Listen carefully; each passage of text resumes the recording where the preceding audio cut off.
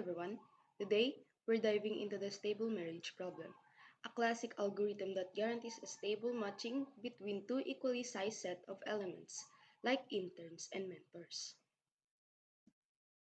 So, the iterative improvement is a method of solving problems by making a series of small changes or adjustment to a solution until the best or most stable result is found. So in simple terms, it's like trying out a solution, checking if it works better, and repeating the process step by step until you can't improve it anymore. So example, in the stable marriage problem, um, iterative improvement means interns keep processing to mentors in order of preference, and the mentors choose the best match so far. So this continues until no one wants to change partners, leading to a stable solution. So let's see how this works in code. So first, we define a function getPreference. This function takes a list of name and a group name like intern or mentor, and it then asks for each person's preference taking comma separated input and stores this preference in a dictionary. This dictionary maps each name to their ordered list of choices. So in the first line, this define a function name getPreference that takes two argument, a list of name like intern or mentors, and the group name to display in the prompts. Second line, the preference with the curly bracket. It creates an empty dictionary called preferences to store each person's list of preference. In the third line, the prompt label, this one, it's display a message telling the user to enter preferences for the current group, mentors, or the interns. So in the line 4,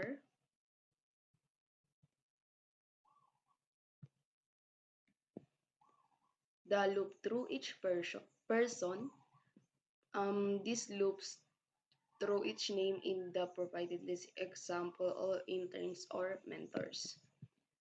And the line 5, it take input from user. So it asks the user to enter preferences for the current persons in comma separated format like mentor A, mentor B, and the mentor C.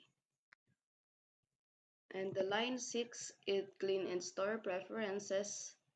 It split the string by commas to create a list and uses strip to remove any extra spaces, then store this list under the person's name in the dictionary. And the last line, the line 7, is return the dictionary. So after collecting all the preferences, it returns the complete dictionary mapping each person to their ordered preferences list. So let's try an example.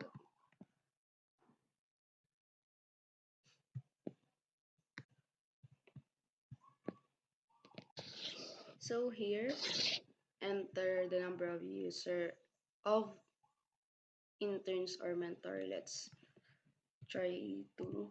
So in enter intern name, intern 1, let's say Josh, and intern 2, Justin.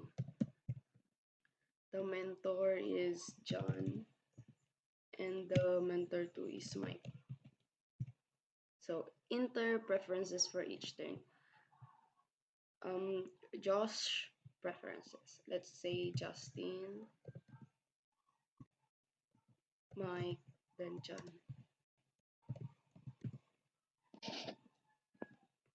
And Justin preferences, let's say Josh, John, and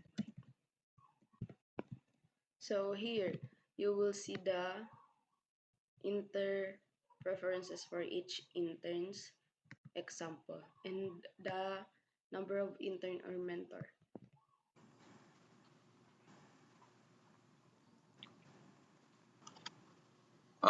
Next, we have the core of the algorithm, the stable marriage function. So this function takes list of men and women, so along with their preference dictionaries.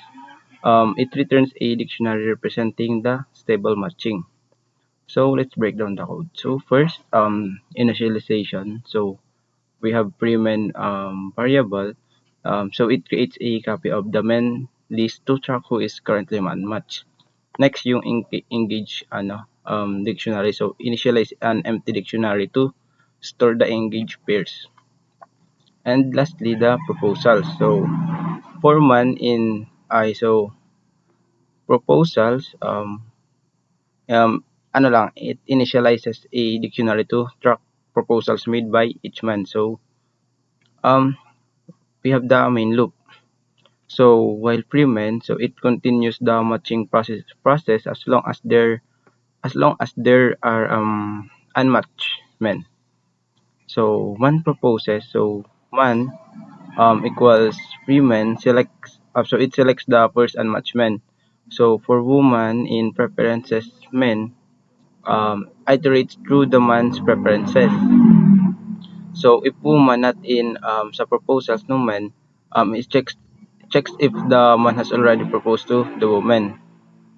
Parang verification din. So proposals man that append woman. So if the woman has not proposed to the woman, the proposal is recorded. So if woman not in engage that value, so it check if the woman is currently unmatched. Kung if the woman is unmatched, so engage yung man sa ano man equals woman pairs the man and woman. So yun na yung pag-pair. And meron din yung functional remove. So free men that remove. So removes the man from the list of unmatched men. So parang aalisan na siya since may match na nga. Next, break moves to the next unmatched man. So else yung di ba rin na may if, ito na yung else. So current partner dito identifies the man the woman is currently engaged to. And if preferences that woman that index ay if preferences woman that index less than sa preferences ng woman that index yung may parameter na current partner, it checks if the woman prefers the current man over her current partner. So if the woman prefers the current man, so engage equal woman, so pairs the man and woman. So next, it breaks the engagement between the woman and her previous partner. So free men that remove, so removes the current man from the list of unmatched men. Free men that append passing parameter current partner, so adds the previous partner back to the list of unmatched men. So breaks um, next break moves to the next unmatched man. So we have the return value. So return engage. So it returns the dictionary containing the stable matchings.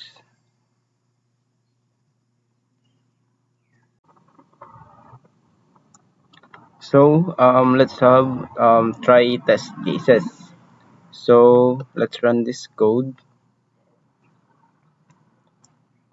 So first it appears enter the number of interns or mentors. So let's say 4.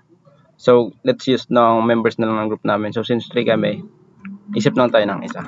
So for kunyari ako, testing. So si Ellie na lang. Shout out sa iyo, be.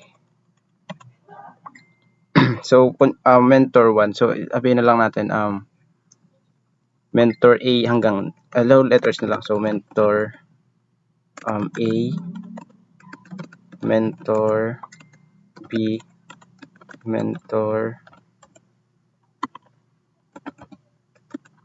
C, and mentor D. So, sabi dito, enter preference for each intern. So, yung Joshua's preference muna, so comma separated. So, kunyari, mentor, mentor C, mentor A. So, parang ranking to ng preferred niya. So, mentor B and mentor. So, for instance lang naman to. And mentor D. So, next yun sa next din input ng intern. So, mentor B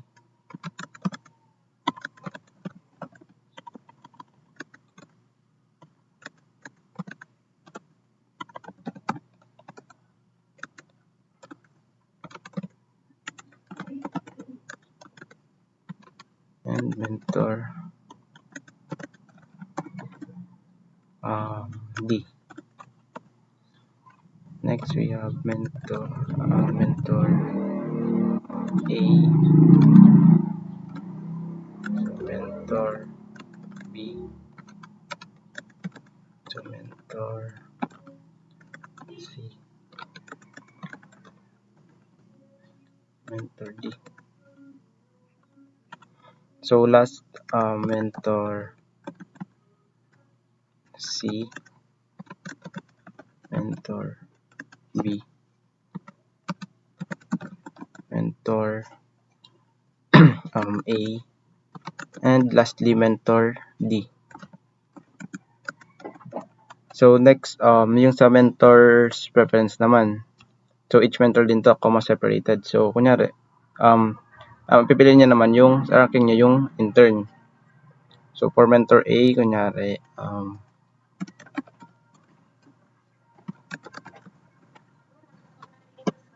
next.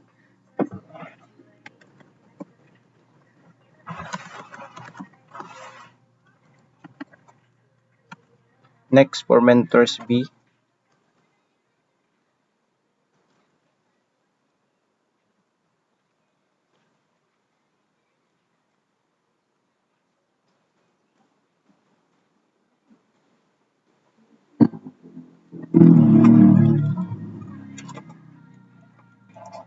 For mentor C,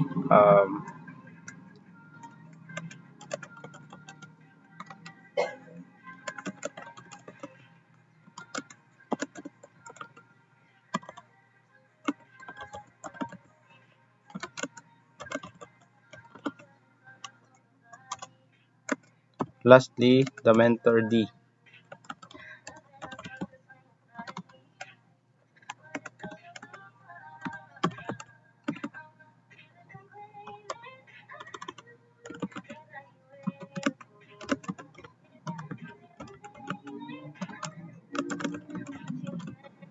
So, pag in-enter natin, so makita natin yung result. So, there is here's the result. Sabi dito, final stable matching. So, intern to mentor.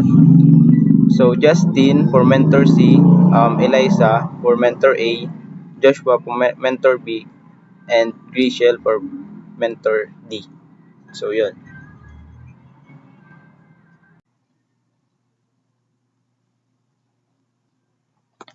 And that's it. This code implements the stable marriage problem, ensuring that the resulting pairings are stable, meaning in case natin, no intern and mentor would both prefer to be with someone else. This algorithm has various applications in matching scenarios, ensuring the most optimal and stable pairings. So thanks for watching. The main program begins by displaying the title Stable Marriage Problem Manual Input. To indicate the purpose of the script, it then prompts the user to enter the number of intern-mentor pairs and stores this value in num_pairs. Next, it collects the names of the interns and mentors using list comprehensions and stores them in the men and women lists respectively. After gathering the names, the program calls the get_preferences function twice, first to obtain the intern's preferences and then the mentors, storing this in the preferences_men and preferences underscore women dictionaries.